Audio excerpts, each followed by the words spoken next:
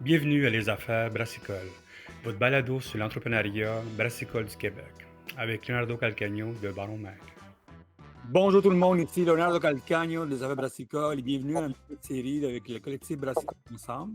C'est une nouvelle série qu'on fait avec eux autres, un regroupement d'entrepreneurs artisans indépendants et passionnés qui brassent des bières d'ici avec une gang que vous connaissez, que ce soit la Biologique Baldwin, la Mainfré, Des Cantons, Mission Loup et bien sûr Brassée Générale que vous connaissez tous.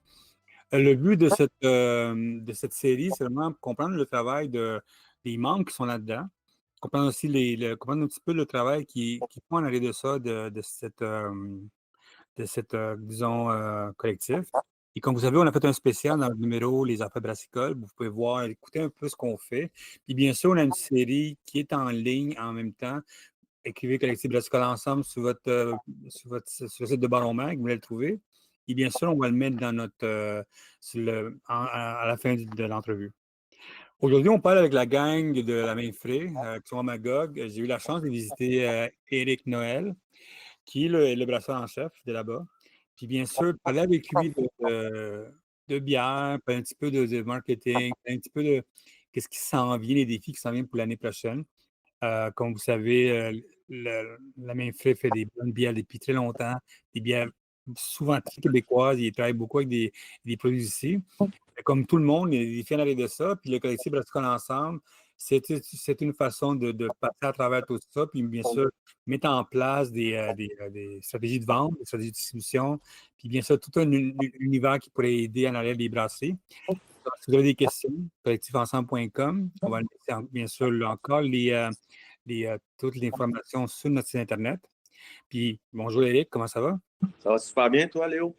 Ça va bien. Eric, écoute, merci encore pour ton temps parce que on est en temps des fêtes, toute l'équipe. Puis en même temps aussi, on a travaillé, on est allé visiter chez vous il n'y a pas longtemps à la fabrique. C'était intéressant. J'ai beaucoup aimé ton petit camion de café. Oui, oui, oui. Il y avait là-bas comment on appelle ça? Comment on appelle Nous, on l'appelle le camion. le camion, OK. Ouais, Non, mais ouais. c'est cool, même parce que j'ai vu quelques jours comment ça s'appelle ça, en Ontario, du monde qui ont des gros. Il y a un gars qui avait un. Je ne sais pas s'il existe encore, mais il y avait quelqu'un qui avait fait une limousine avec ça, OK? avec des fûts. C'était fou comme. C'est comme OK. Puis ça, c'est bon, c'est une petite affaire, ça fait passer un peu à l'Europe un peu, puis à l'Asie. Ouais, ouais, ouais. Tout ça, c'était vraiment cool, intéressant. Avant de parler un petit peu du travail du collectif Brassicole Ensemble avec vous autres, pouvez-vous nous parler un petit peu c'est quoi la Mainfré? C'est quoi votre vision comme brasserie? Nous autres, écoute, la même prise, ça fait depuis 1999. On fête notre 25e anniversaire en 2024, cette année. Puis, donc, ça fait quand même longtemps qu'on est dans le paysage brassicole au Québec. Moi, ça fait depuis 2007 que je m'occupe de la production. Faut savoir qu'on a ouvert au début, c'était un brewpub.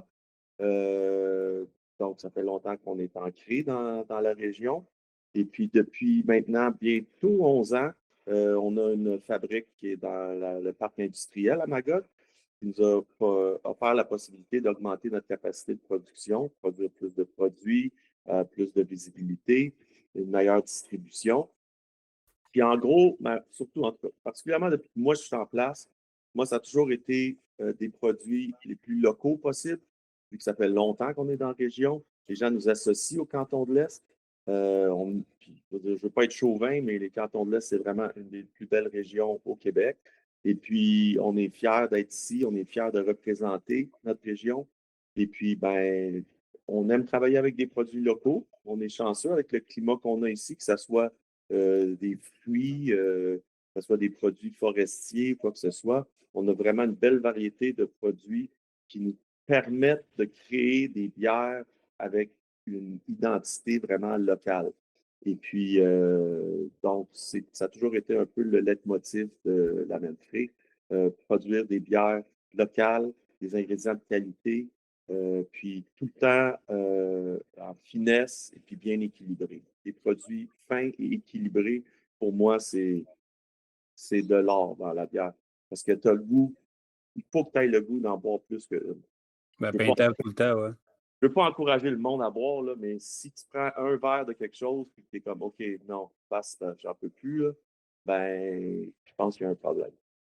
Mais en plus, tu as raison, quand on laisse, man, il y a vraiment beaucoup de brasseries qui ont leur créneau, eux autres, c'est vraiment. La philosophie en arrière de ça, c'est des produits locaux à 100%. Ça, Mhm. là, j'en vois de plus en plus. Et je sais pas, tu sais, le côté territorial, comment le monde voit ça, mais tu sais, c'est comme que tu au 11 comté, que tu à Robin, que tu ce coin-là, tu sais, c'est tout du monde que quand ils sont basés dans ce coin-là, ils se sont dit, ben écoute, le produit local est vraiment intéressant. Ça s'appelle 11 comté qui me disait qu'il voyait des petits fruits quelque part, il s'arrêtait dans l'auto, puis il ramassait des petits fruits pour essayer de nouveaux produits. Tu sais, c'est sûr que c'est votre philosophie dans ce coin-là, tu sais, de faire des produits comme ça. Bien sûr, vous êtes dans un moment, vous autres, c'est sûr que ça fait longtemps que vous brassez, vous avez vu l'explosion de la microbrasserie dans le temps, en 99, c'était vraiment comme, tu mettais une bière, ça se vendait en 2 secondes, ça tranquillement se faisait, ça fait 10 ans de ça. Maintenant, pas vous autres, vous étiez dans le côté plus difficile, après ça, vous avez vécu le côté plus intéressant. Euh, D'où tu vois les défis qui existent maintenant? Parce qu'on s'est parlé vite, vite, qu'on était à l'MBQ cette année 2024.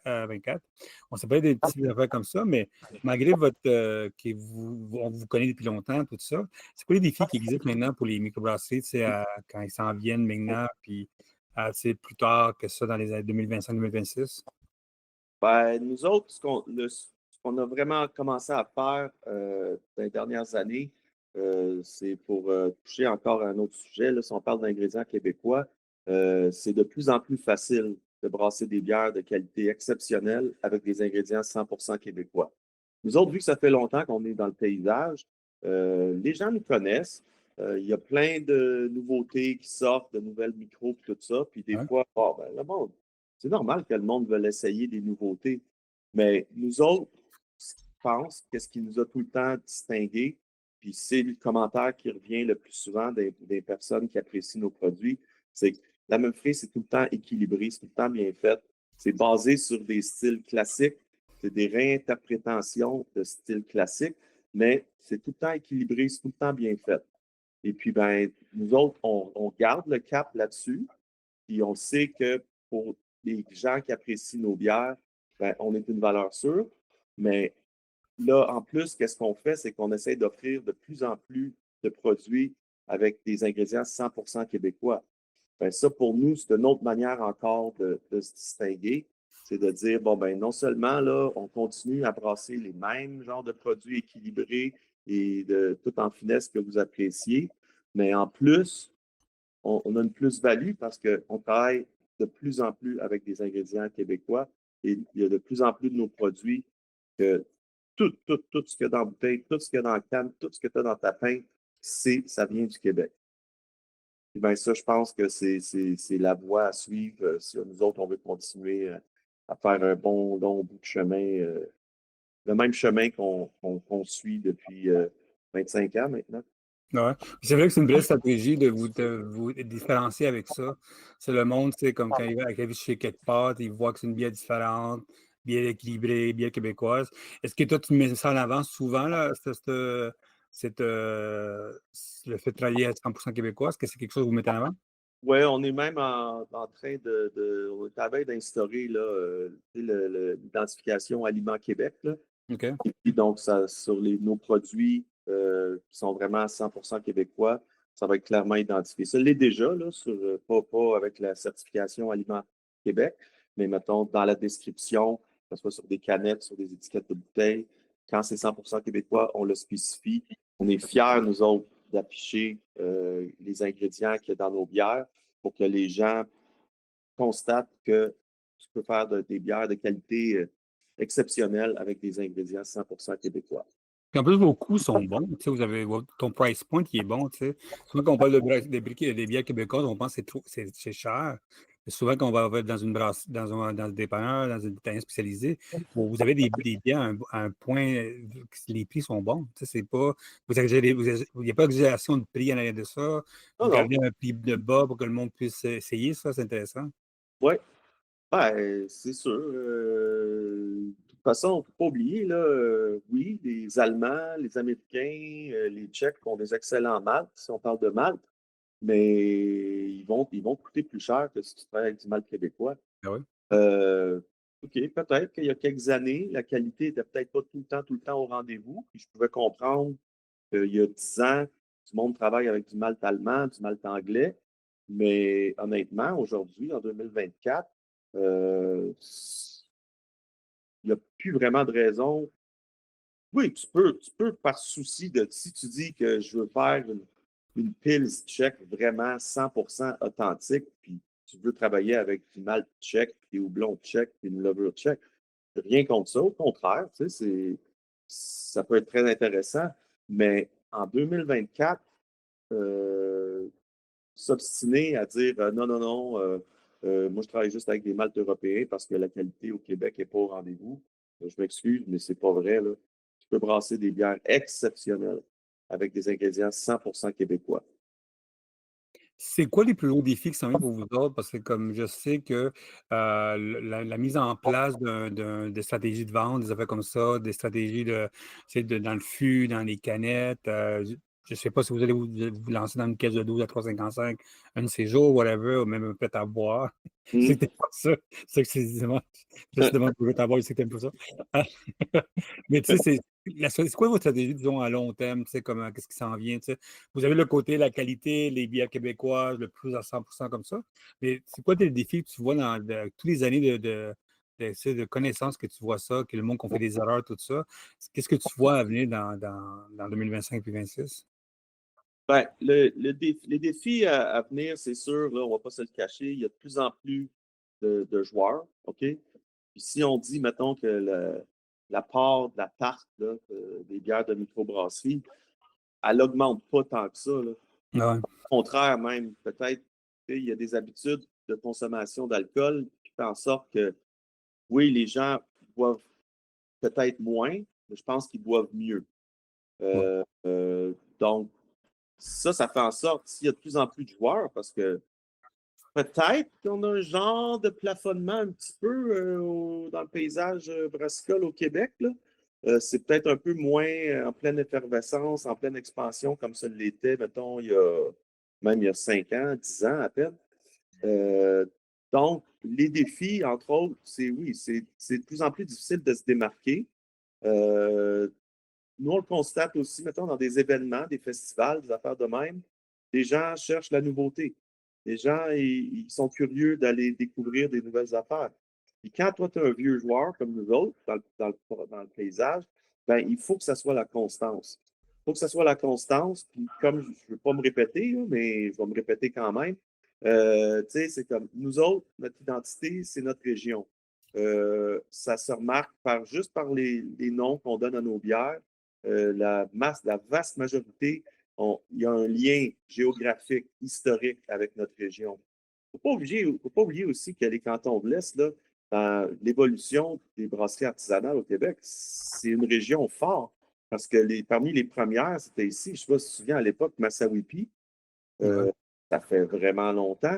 C'était là, tu sais, le Lions Pride à Lennoxville, ça fait Ah ouais. des années qu'ils sont dans le paysage. Tu sais, les cantons de l'Est, on est 5% de la population du Québec, mais on a 10% des microbrasseries. T'as raison. Tu sais, je pense que per capita, on a plus de microbrasseries par personne dans les cantons de l'Est qu'à Montréal. Est-ce que vous pensez que c'est comme le Vermont du Québec un peu? Ben, c'est sûr que géographiquement, on est à côté, là. Tu sais, Il y là, a un côté très hippie de votre façon de penser, façon d'aller chercher la terre, de travailler sur ouais, les affaires. Je ouais. pense qu'il y a une vision Vermont avec vous autres. Ouais. Ben, la géographie est presque identique, le climat est pas mal identique. Et puis, je veux dire, il y a pas grand microbrasserie dans le canton de l'Est qui n'ont pas une coupe de chum, une coupe d'amis de l'autre côté de la frontière. Puis, tu sais, même, tu sais, en théorie, là, tu vas aux États-Unis pour 24 heures, tu n'es pas supposé donner de la bière, là. Ben, les douaniers, là, quand on rentre aux États-Unis, ils disent, avez-vous de l'alcool? Je dis, ben oui, mais je suis brasseur. Je m'en vais visiter des chums, mais on passé la journée au Vermont. J'ai amené 5-6 bouteilles, puis je vais leur apporter ça pour qu'ils voient qu'est-ce qu'on est capable de faire ici. Ah, OK, correct. Passez, pas de problème. Quand on Ouais, revient à faire, on revient avec des bouteilles. Je dis, avez-vous ramené de l'alcool? Ben, oui. Il dit, mais là, vous n'êtes même pas parti 24 heures. Je dis, ouais, mais je suis brasseur. Je suis parti un matin, j'ai amené des bouteilles. Il dit, ah, fait que vous avez fait un switch. Je dis, ben oui. des échanges culturels, c'est ça que c'est. Moi aussi, j'en ai fait un il n'y a pas longtemps. Je suis allé au Vermont rencontrer 12 brasseries. Puis c'est vrai, j'ai fait des switches là-bas pas mal. Puis je suis revenu avec un peu trop de bière à ma valise qui n'était pas supposée. Puis le gars dit ouais, vas-y. On sait Ouais. que tu travailles pour le magazine Baron, tu peux passer. Je me rappelle qu'il m'a il a vu la revue, il a fait comme go. Beaucoup de canettes. Est-ce que vous pensez, vous autres, à lancer des 355 qui s'en viennent? Est-ce que c'est un marché qui vous intéresse, vous autres? On y a déjà pensé. C'est vraiment pas, il n'y a rien de défini, mais c'est pas impossible. C'est pas impossible. Je pense qu'effectivement, des fois, il y a peut-être un marché pour ça aussi.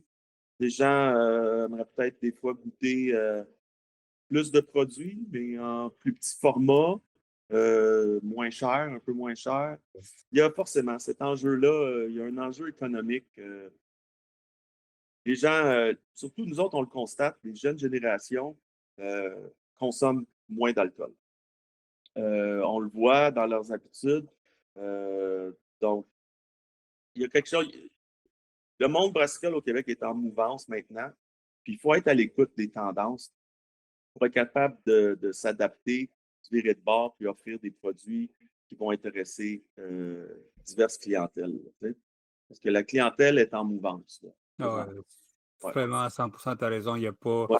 Le monde qui reste pogné dans leurs anciennes habitudes, ils vont mourir. C'est ça l'affaire, tu sais. Ouais, tu as raison. Il y a une affaire que il y a quelque chose que vous avez commencé, ben, ça fait longtemps, vous travaillez avec la gang de collectifs ensemble, collectif Brassicole ensemble, excuse-moi. Puis, bien sûr, la raison qu'on travaille avec nous autres, on a commencé à penser avec eux autres, c'est parce qu'il y a un côté intéressant de trouver des nouveaux modèles économiques. C'est ça l'arrivée de ça, tu sais. Ouais, Puis ouais. nous autres, ça fait longtemps que vous êtes là-dedans, puis nous autres, on trouve souvent, tu sais, le monde qui trouve des structures, tu sais, comme aller se mettre ensemble. On vient d'annoncer que Caribou, puis Denham, puis Trois-Lacs sont ensemble, Micro-du-Lac sont ensemble depuis longtemps. Il y avait eu Swelling qui avait été essayé, puis je sais qu'il y a beaucoup de monde qui ont essayé ça, tu sais. Mais toi, ça fait longtemps que tu es dans cet ensemble-là, collectif brassicole, où est-ce que vous travaillez ensemble, tu sais, à grossir les bières de qualité, mettre en place, bien sûr, la distribution, tout ça. Qu'est-ce qui t'a attiré de travailler là-bas, puis c'est quoi ton travail avec eux autres? Ben, nous autres, notre partenariat, ça a commencé en 2021. Et puis, on a eu l'opportunité, avec le changement d'administration ici à la Menfrey, on a eu une opportunité d'entrer au collectif pour la production, commercialisation, distribution de certains produits, de nos produits forts, que nous, par souci de vouloir continuer à développer des nouveaux produits ici à Magog, à notre fabrique, on s'est dit, bon, ben, on a identifié quelques produits, quelques bières, que les recettes c'était éprouvé, qu'on avait déjà commercialisé ces produits-là. La réponse, l'intérêt de la clientèle était vraiment au rendez-vous. Mais nous autres, il y avait un enjeu de capacité de production.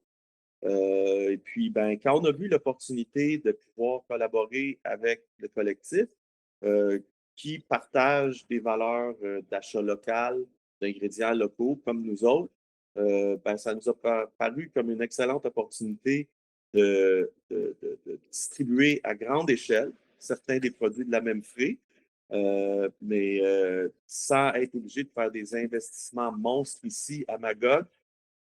Bon, l'imprimante qui part. Donc, sinon, c'est ça. Sinon, ça aurait été vraiment des gros enjeux d'expansion pour augmenter, genre comme tripler, quadrupler la capacité de production ici à Magog. Et puis, ça nous semblait plus sensible d'un point de vue économique de déléguer, euh, travailler avec eux autres, puis de transférer la production de certains produits destinés à grande échelle. On parle de grande surface, on parle des Copigo, Loblaws, Maxi de ce monde.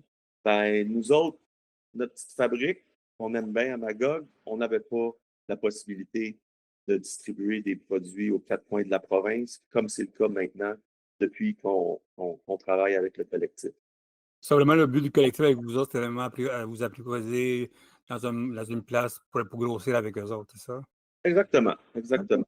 Non, et eux, ils ont les capacités de production pour répondre à ces besoins-là.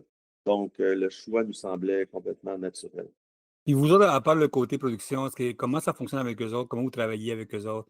Est-ce que vous travaillez du côté aussi marketing avec eux autres? Vous avez des meetings de personnes de production quand vous avez des nouveaux produits, bien sûr. Et comment ça fonctionne avec eux autres? Oui, effectivement, il y a des échanges à tous les niveaux, là. Tu parlais marketing, etc. J'avoue que moi, je me concentre pas mal plus sur l'élaboration de nouveaux produits, Mhm. production, etc., les recettes. Euh, oui, oui. Nous autres, tu sais, les autres ont une équipe solide déjà en place là, pour la vente, pour la distribution. Donc, on le voyait quasiment un petit peu comme l'expression un peu galvaudée, là, projet clé en main, là. Ah ouais. On le voyait un petit peu comme ça, tu sais. C'est sûr que tu changes de microbrasserie, tu as beau avoir les mêmes ingrédients, l'équipement n'est pas pareil, l'eau n'est pas pareille. Je ne cacherai pas qu'il y a eu une période d'adaptation, mais bon, tu sais, la communication était au rendez-vous. On échangeait, on se déplaçait, on allait là-bas, tu sais, on donnait des cues, on checkait les résultats, on disait bon, OK, bon, ben, je pense que la prochaine, on va peut-être tweaker ça un petit peu, ça un petit peu. Puis, ben, je pense qu'on est arrivé à des résultats plus que satisfaisants. Et puis, ben, nous autres, on le remarque parce que, tu sais, des produits qui ont été brassés, mettons, à Magog pendant des années, puis que là, graduellement, la production s'est en allée au collectif, ben, la qualité est au rendez-vous, puis les gens apprécient les produits comme c'était le cas avant. Il y a quelque chose que je comprends pas, puis j'ai parlé de ça avec le brasseur, puis avec le propriétaire, puis tout le monde. C'est quand vous êtes quand même 5 brasseries là-bas, c'est quand vous allez commencer à faire des collabos entre vous autres? Oui, il a déjà été question de le faire. C'est sûr que, bon, ben, il y a peut-être d'autres membres du collectif qui sont un peu plus souvent sur place là-bas. Mhm. J'avoue, nous autres, possiblement, ce qui nous distingue un petit peu des autres membres du collectif, c'est que il y en a beaucoup au collectif ils n'ont pas d'installation de OK. production. Donc, ils produisent tous leurs produits là-bas. Nous autres, ben, ce qui nous distingue, c'est qu'on a encore, nous autres, premièrement, notre pub, qui est un gros point de vente à Magog. On a la fabrique à Magog aussi. Donc, on continue à produire. C'est des produits qui sont complémentaires. On ne produit pas les mêmes produits à Magog qu'on produit à Boucherville, au collectif. Mhm. Euh, pour une foule de raisons. On est venu à la conclusion qu'il y avait certains produits qu'on préférait brasser ici à Magog, que ce soit pour des raisons euh, organoleptiques, que ce soit matière première, que ce soit l'eau, que ce soit les équipements. Euh, puis, par contre, il y a d'autres produits qui, le résultat est parfaitement satisfaisant, d'excellente qualité, qui sont brassés à Boucherville. J'ai hâte à des collabos, j'ai hâte, man. J'aime ça quand il y a Mhm. des collabos. Toi, tu sais, c'est sûr qu'une des raisons qu'on parle avec toi aussi concernant le collectif, c'est qu'on veut comprendre nous autres, à long terme, est-ce que tu penses que c'est une stratégie intéressante, puis une vision intéressante pour les brasseries au Québec à 2025? Parce que de plus en plus, on va aller voir, tu sais, le besoin de, tu sais, comme tu vois, les coûts montent, que ce soit de la canette, de la bouteille, toutes ces affaires-là, la vente, marketing, c'est à développer toutes ces affaires-là. Est-ce que tu vois comme stratégie pour les brasseries à 2025, ça peut être intéressant à mettre ça en place? Ben, moi, je pense pour toucher encore à l'origine des ingrédients, je pense que ça, c'est dans l'ADN aussi un peu du collectif, là, avec des ingrédients locaux. Et puis, je pense que c'est ça qu'il faudrait qu'il soit mis de l'avant. Que, tu sais, collectif, c'est pas juste un regroupement de bonnes brasseries, Mhm. c'est des bonnes brasseries qui ont un souci, premièrement, qui ont une conscience environnementale, de développement durable, et puis travailler avec des ingrédients locaux, produire des produits de qualité avec des ingrédients locaux. Je pense que c'est vraiment la route à suivre. Et puis, nous autres, on est tout le temps en train de parler, de développer de nouvelles bières, tout ça. Souvent, qu'est-ce qui va arriver, c'est que, mettons, nous autres, on brasse, par exemple, on fait un 1000 litres de bière, une bière saisonnière qu'on brasse ici. Et puis, on la met en fût. Et puis, on sert ça à notre pub à Magog. Les gens capotent. Les gens adorent ça. Ben là, nous autres, après ça, on peut se virer de bord, puis on peut se dire, ben là, OK, le moment serait venu, là, il y aurait de la place pour rajouter un produit à notre line-up au collectif. bon, ben, nous autres, on peut se fier à notre expérience qu'on a eue ici en disant, ben, telle bière, on l'a brassée 2 fois et puis la réaction était hyper positive. Fait que c'est souvent un peu le processus qui va donner naissance à des nouveaux produits. C'est l'expérience qu'on a nous autres à plus petite échelle ici à Magog. Ben, la réaction de la clientèle au pub nous permet un peu de gager qu'est-ce que ça serait la réaction de la clientèle si on parle dans des épiceries, d'un dépanneur spécialisé. Si toi, tu penses qu'à long terme, ça va être une bonne stratégie pour d'autres brasseries en même temps aussi de se regrouper, des affaires comme ça? Je pense que oui. Je pense vraiment que oui. Oui. La beauté, comme je dis, je parle souvent avec du monde qui sont regroupés ensemble, c'est que ça ne marche pas, c'est le côté la structure. Puis je trouve que le type brassicole ensemble peut amener une structure intéressante. Mais au mieux, même si tu n'es pas avec eux autres, mais qu'au moins comprendre comment ça fonctionne, la structure, et ça. Oui, oui, absolument. Comme je dis, pour me répéter, là, la partie clé en main nous intéressait beaucoup parce que imagine une petite microbrasserie de notre échelle, avoir des représentants des ventes aux 4 coins de la province, faire la rotation des stocks, etc., etc.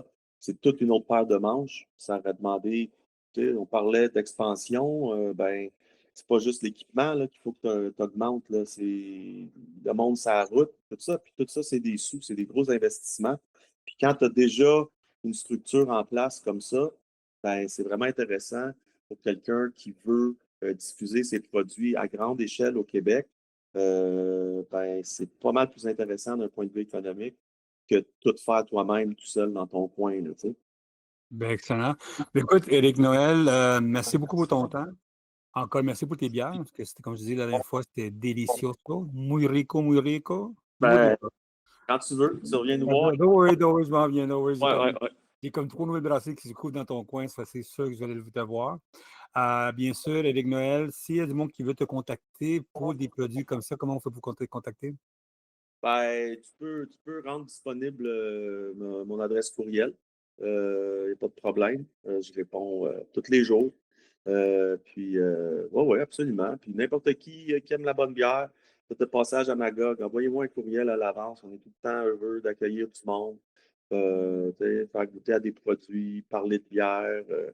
On est du monde passionné, fait que ça va pas changer, ça. Puis, on aime la bière, on aime le bon monde, on aime les bons temps. Tu sais que quand je suis allé te voir, je l'ai mangé après ça au pub. Ouais, Puis j'ai goûté aux onion rings. ouais. C'était gros, puis c'était bon, man. Ah ouais? Oh, ouais, moi, je suis un fan d'onion ring. Puis le monde qui aime des fans d'onion ring, allez là-bas. Ils étaient gros. J'ai mangé de la soupe avec ça. C'était bien happy que j'ai avec ça. Ah ben super, ça fait vraiment plaisir d'entendre ça, Léo. Ouais. OK, muchas gracias, Éric Noël. OK. Vraiment pas long, bien sûr. Si tu as des voyages, il faut me contacter tout le temps. C'est intéressant ce que tu fais. Si tu peux amener quelques bières du Mexique, c'est tout le temps intéressant. Une bière mexicaine avec du tequila. Tu sais, dans les nouvelles tequila, c'est vraiment bon. So, passe des bonnes fêtes, puis à bientôt. OK. Feliz Navidad. Feliz Año Nuevo. Feliz Navidad. Ciao, ciao. Ciao, ciao. Merci à tout le monde d'écouter notre nouvel épisode avec le collectif Brassicole Ensemble. Si vous avez des questions, bien sûr, collectiveensemble.com. On mettra l'information à la fin du podcast. Si vous avez des questions, leonardo@baromec.com. Merci beaucoup et à la prochaine.